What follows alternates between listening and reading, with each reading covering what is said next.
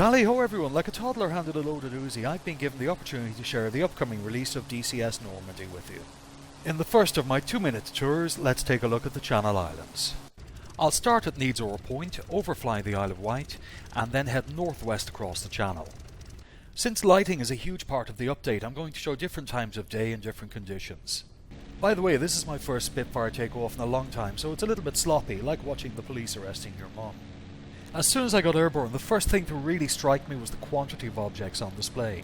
So much so that I expected my frame rates to sink faster than an erection in the presence of Susan Boyle. However, this was not the case. On average, I was getting about 15 to 20 FPS less than on other maps. This is with all settings maxed out and the only thing turned off being HDR because it oversaturated cockpits on my machine. It's also important to remember that the map is still in alpha state.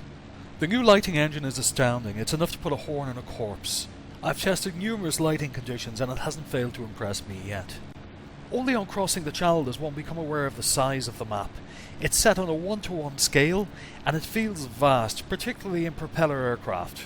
I picked the Channel Islands for my first video because they weren't initially included in the map. They bore no significance to D-Day and very little to the war as a whole. For the anoraks among you, here are a couple of facts about the Channel Islands in World War II.